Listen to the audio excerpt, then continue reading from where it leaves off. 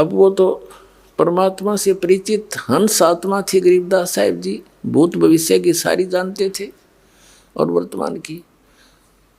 अब उस दादू पंथी संत ने पूछा गोपाल दास ने कि बेटा कौन था जिसने तेरा जीवन बर्बाद कर दिया, क्या नाम था उसका। यानी जैसे एक बात पूछने के लिए उद्देश्य से प्रश्न किया। तो आदरणीय गरीबदास साहिब जी ने कहा कि महाराज जी वो कौन थे और उन्होंने मेरा जीवन बर्बाद नहीं किया, मुझे तो आबाद कर दिया। क्या बताया कि अजब नगर में ले गए हमको सतगुरु आने, जल के बिंब अगाध गति हम सूते चादर ताने। अलल पंख अनुराग है सुन मंडल रे थीरे, दास गरीब उधार दिया मोए सतगुरु मिले कबीर। हम सुल्तानी नानक तारे दादू को उपदेश दिया, जात जुलाहा भेद न पाया वो काशी माहे कबीर हुआ। अनंत कोट ब्रह्मांड का एक रति नहीं भारे, ये सतगुरु पुरुष कबीर हैं कुल के सिरजनहारे। वासुदेव ये कबीर साहब है। अब दादू पंथी महात्मा का तो शर घूम गया। गांव वाले थे ना मेंटल बतावे, अरे यू तो भाई परम धनी से मिला हुआ हंस है, ये तो आंखों देखा वर्णन कर रहा है उस परम पिता के भगवान के दर्शन किए हुए इस महात्मा ने। ऐसे संत के तो चरण छोड़ने चाहिए। वो 13 वर्ष के बालक की तरफ और 65-60 साल का वो वृद्ध महात्मा और हाथ जोड़ करने बोला महाराज ये चरणों में झुक के कि यह वाणी लिखवा दो, आप तो यह अमर वाणी लिखवा दो, कलयुग में जीवों के उद्धार के काम आवेगी दाता। तो गरीबदास जी बालक चल पड़े आगे ने। जब वो इस तरह गतिविधि करने लगा वो चल पड़े जैसे बालक लीला करते हैं, चल पड़े भाग लिए। अब गांव वालों ने सोचा कि बाबा जी भी मेंटल हो गया, इसका ही फटकार लागी, इसकी कसूती बला है इसके अंदर। तो जैसी हमारी जीव संज्ञा की सोच होती है, तब वो कहने लगा अरे गांव वालों, कौन गोपाल दास महात्मा दादू पंथी कहने लगा अरे गांव वालों मेंटल ये नहीं, मेंटल तो तुम हो। अब साधु संत तो कुछ भी कह दिया करे, सारी मान्या करते, सब चुप हो गए। क्या बात महाराज के यो तो भाई भगवान से मिलका रहे हैं। नो क्या करें तू के नारा राम तो मिलका रहा है, यो तो राम तो मिलका रहा थारा बच्चा, और भाई तुम हमारे बीच में बोलिए मत ना, तुम अपना काम करो। उन्होंने सोची भाई इनकी बिरनिया के अटपट कर रही महात्मा क्या बात कर रहा है। वो फिर धीरे धीरे उस बच्चे को के पास गया, वो निकट जा, वो भाग ले जैसे बालक गतिविधि करते हैं, कभी इधर फुर कभी इधर फुर। तो थोड़ी सी जब दया हुई उस परम पिता की, अब तीसरे दिन जाकर गरीबदास जी ने मुंह खोला, कहा देखो गोपाल दास, अगर सारी वाणी लिखे तो मैं लिखवाऊंगा, नहीं तो भाई बीच में छोड़ कर जा तो मैं लिखवाऊं नहीं तेरे को। न्यू बोला गोपाल दास कहने लगा महाराज मैं तो कति करते फारिग हो रहा हूँ और इसे काम के लिए निकला हूँ दाता। जब तक आप कहोगे तब तक आपके चरणों में बैठ कर मेरे पास यह लेखन विद्या दी है भगवान ने। मैं बाणिये के घर जन्म है मेरा, भगवान की खोज में मैं निकला हुआ हूँ और आप जो जो कहोगे मैं लिखता रहूँगा। एक बही होती थी पहले, ये कापी कुपी तो होती नहीं थी, पहले बाणिये बही रखते थे लंबी लंबी, इतनी लंबी 3-3 फुट लंबी और 9 इंच चौड़ी हुआ, उसको ऐसे फोल्ड कर तो उसमें लग गए लिखने। और गरीबदास साहिब जी का एक बेरी का बाग था, बेरी का बड़ बेरी बोला जिसने, उसमें एक जंडी का पेड़ था भारा सा, वो पहले बरानी सा क्षेत्र था, ऐसे मारू अक्षेत्र से सिंचाई साधन नहीं थे उसमें, तो वहाँ जंडी ज़्यादा होया करती और बेरी के बाग भी ऐसे हो जाया करने झाड़ जंखाड़ा। तो उसमें बैठ कर उसके नीचे 6 महीने तक गरीबदास साहिब जी बोला करते थे। और दादू पंथी गोपाल दास जी लिखा करते थे। तो गॉड गिवन ज्ञान गरीबदास साहिब जी के माध्यम से कबीर परमात्मा ने अपनी महिमा पुनः चित्रार्थ करवाई। इसमें कबीर सागर के अंदर एक कबीर बानी चैप्टर है,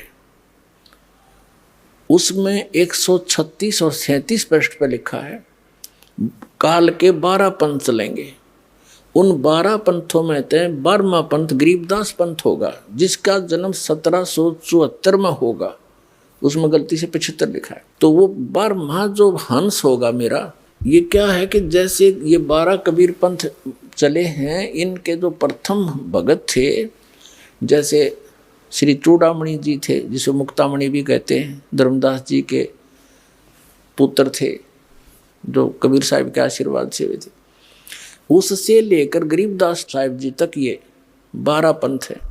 प्रथम जो हंस थे वो 1 नंबर के हंस थे, यानी परमात्मा के भेजे हुए अपने स्पेशल हंस थे।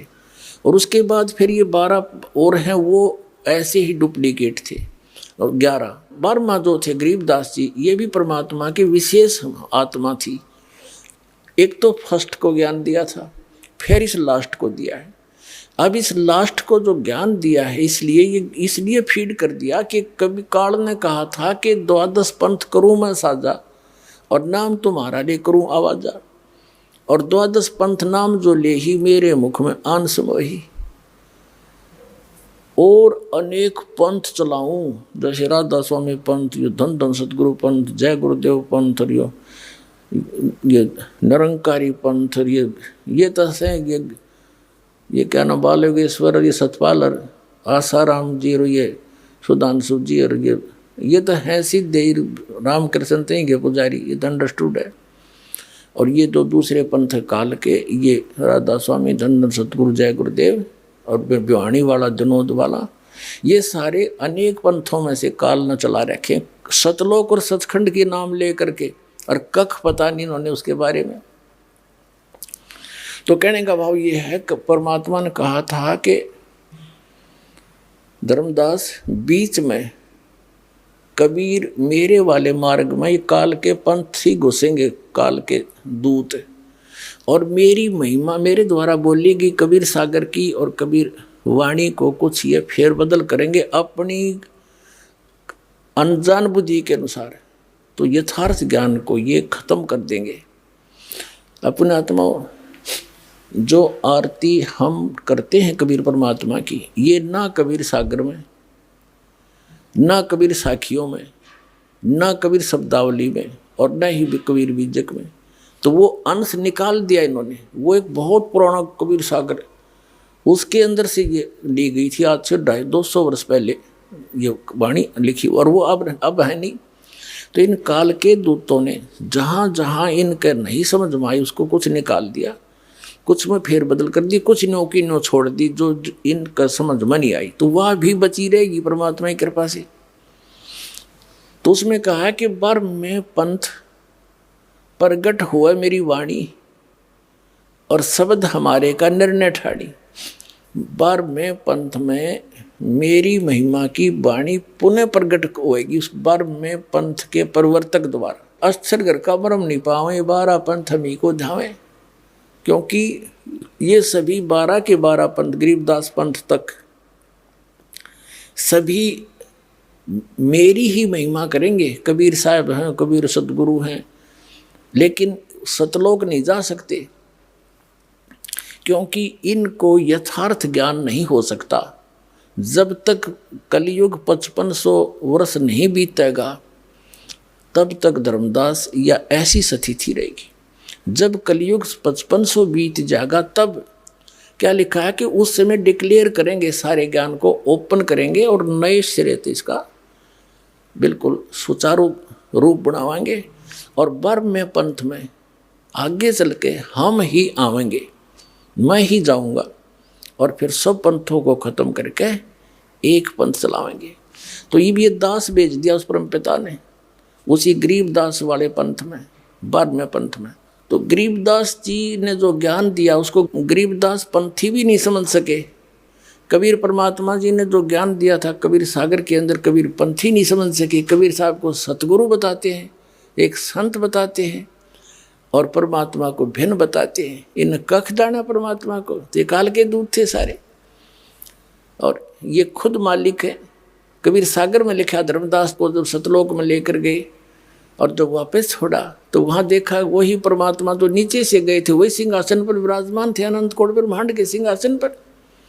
और वहाँ पर सब बाग बगीचे, और भगवान के सिर पर मुकुट था, ऊपर छतर था, और सब गाते बजाते गए। सब न गले में सुंदर हीरे मोतियों की माला पहन रखी थी। सब जो वहाँ भगत पहले मुक्त होकर चले गए या पुराने आदिवासी वहाँ के हैं तो वहाँ रह रहे थे, सारी विस्तार बता रखा। अरे ये अज्ञानी कबीरपंथी ने होकर वहाँ चेतन प्रकाश है, बस उसमें बिंदु टाइप आत्मा घूमती है, और कुछ नौके उसमें जाकर मिल जाती है, बस चेतन प्रकाश में प्रकाश मिल गया, खत्म। तो इन्हें खाक ज्ञान था। तो परमात्मा ने कहा था बर में पंथ प्रगट हो मम्माणी, और बर में पंथ हम ही चले आवे, आगे चल के उसमें नहीं, क्यों 12 पंथ तक कह दिया कि ये तो स्थिर घर का अमर नहीं पावे, और ये 12 पंथ हम ही को जावे। बर में पंथ, फिर आगे जो पंथ चल चुका होगा, जब 5500 वर्ष बीत जाएंगे तब मैं आऊँगा, भेजूँगा अपना हंस। तब ये ज्ञान, तो ये गरीबदास साहिब जी के द्वारा ये अपनी महिमा की वाणी परमात्मा ने फीड की, और वो गरीबदास साहिब जी ने लिपिबद्ध की, और आज वो हमारे पास उपलब्ध है। एक और बताऊं आपको कथा कि गरीबदास पंथ में दास का अच्छा समय बीता है। सन 1988 से लेकर 1999 तक गरीबदास पंथ में 11 वर्ष दास रहा, उनके खूब महंतों से, संतों से और वहाँ के सब से मिले। तो वहाँ एक विशेषता थी कि ये सख्त हिदायत थी उनको कि गरीबदास जी महाराज ने जो वाणी बोल रखी है, इसमें किसी ने फेरबदल भी कर दी ना, उसको बहुत हानि होगी। एक संत ने ऐसा कर दिया था, कुछ उसमें कुछ ऐसी कड़वी करड़ी बातें लिख रखी थी, उसने निकालने की चेष्टा की थी, उसको अधरंग मार गया, उसका सब का भय हो गया। उन्होंने नहीं मात्रा भी छेड़ी। फिर ये कारण क्या था कि परमात्मा को पता था काल के दूत गड़बड़ फेर कर देंगे, बनी बनाए काम ने बिगाड़ देंगे। ये 200 वर्ष पहले, 125 वर्ष पहले की बात, सन 1727 में परमात्मा मिले थे गरीबदास साहिब जी को, और सन 1730 के अंदर ये वाणी लिपिबद्ध की गई थी। अब लगभग 350 वर्ष हो गए लगभग।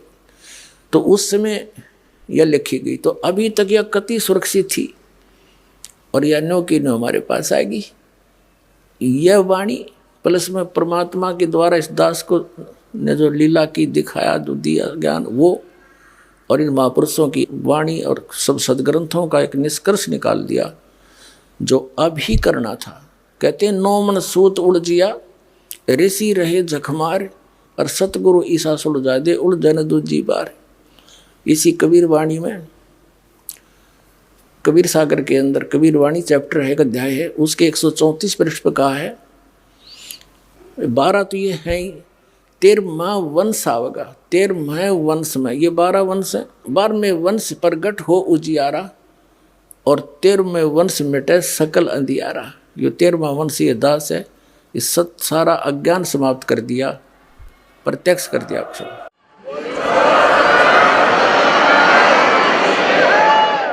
अब क्या हुआ कि वो गरीबदास साहिब जी की वाणी ने लिपिबद्ध करवा दी। गरीबदास साहिब जी प्रचार भी करा करते थे, लेकिन ये सतनाम नहीं देते थे किसी को।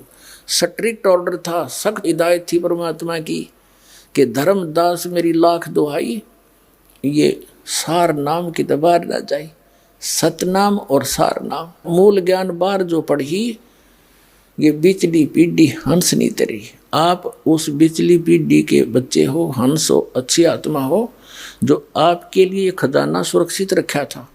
और अब ये बैन उठाना था, दाता ने पहले कह रखा है कि उस समय पूरे विश्व को सतनाम दूंगा, तब तक इस सतनाम ने गुप्त रखना नहीं थे, काल के दूता का हाथ लग जाएगा और ये नाम यही देने लग जाएंगे। इनके पास वो अधिकार है नहीं, ये नाम देकर भी व्यर्थ कर देंगे जीवन को उन बच्चों का, मेरे आत्माओं का। तो इसलिए कहा था, गरीबदास साहिब जी को भी कहा था कि इसको तुम जाप करना, अपना कल्याण कराओ, लेकिन अभी नहीं बताना, किसी को देना नहीं। गरीबदास साहिब जी को एक परंपरा ये 2 दास तक आई है। गरीबदास साहिब जी ने आदरणीय शीतलदास साहिब जी, जो गरीबदास जी के तुरंत नाद के शिष्य बने थे वचन के, उनको दिया था और उसको कहा था ये गुप्त रखना ओनली, और समय आने पर हिदायत दी जाएगी तुम्हें, उसको देना। तो ऐसे चलते चलते ये इस दास के पास आया था। मेरे गुरुदेव ने इस दास के अतिरिक्त ये किसी को सार नाम की छींट भी नहीं लगने दी।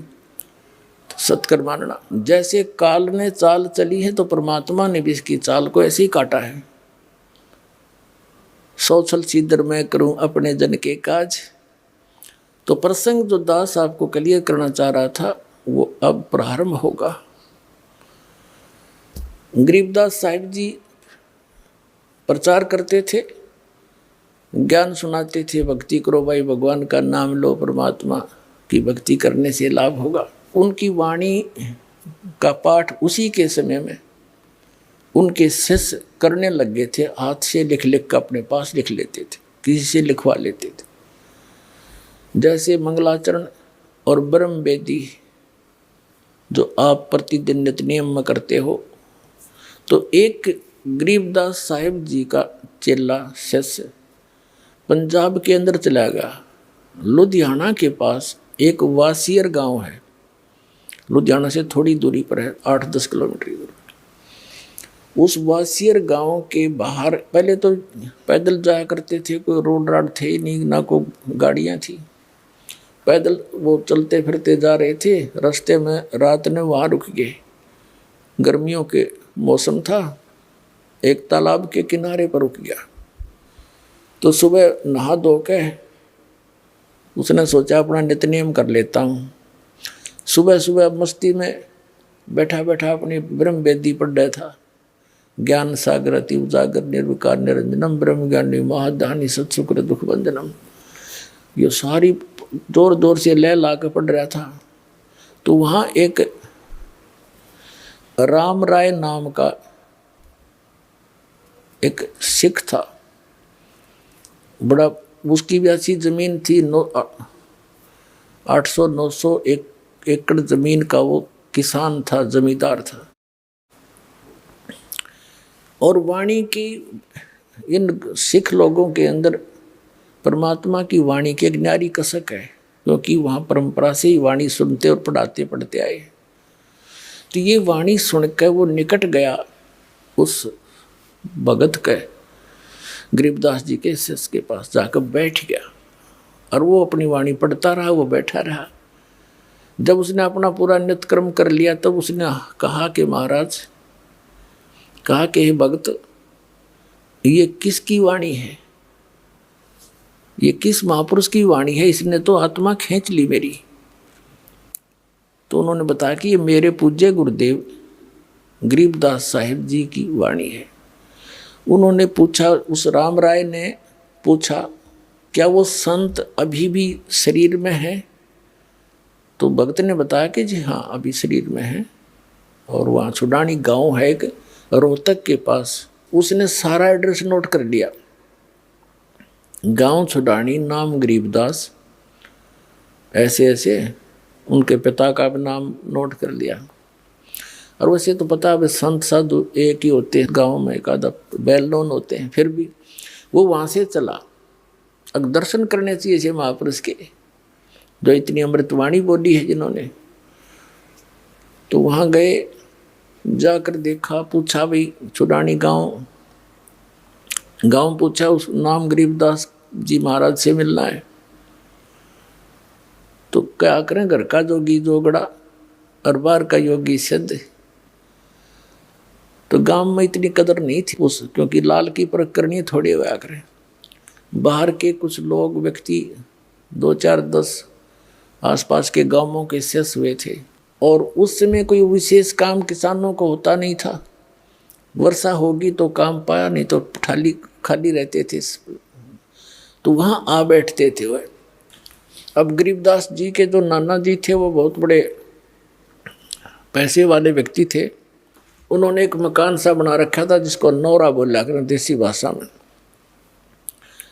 उसमें आगे चबूतरे से होते थे, बीच में एक अच्छा छपा हुआ आंगन सा होता है। तो वहां कुछ भक्त बैठे थे।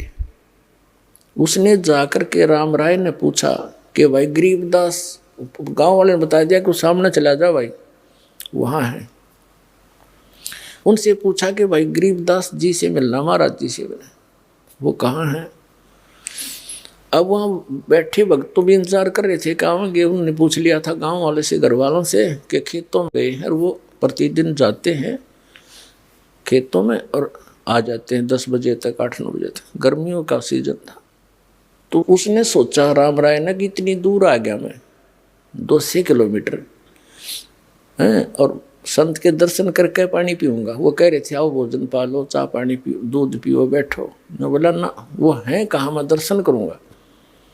तो उन्होंने बता दिया जी इधर उनके खेत हैं, खेतों में सैर सपट्टे को जाते सुबह सुबह, और कब आएंगे क्या पता, संत है, आओ तभी आ जाना, टाइम भी लग जा, उनकी तो मौज है। तो उसने सोचा भी इधर संकेत कर रहे हैं, रास्ता बता रहे हैं, वहीं मिलूंगा। बताया वहाँ खेत है उनका, झोंपड़ी डली है उसके ऊपर ही रास्ते पर। वो चल पड़ा कि वहीं दर्शन करूंगा महात्मा के, इसे महापुरुष के दर्शन। कहते हैं साधु दर्शन राम का, मुख पर बसे सुहाग, और दर्श उन्हीं को होते हैं जिनके पूर्ण भाग। कबीर दर्शन राम का, साहिब आवे याद, लेखे में वाए गड़ी, बाकी का समय बर्बाद।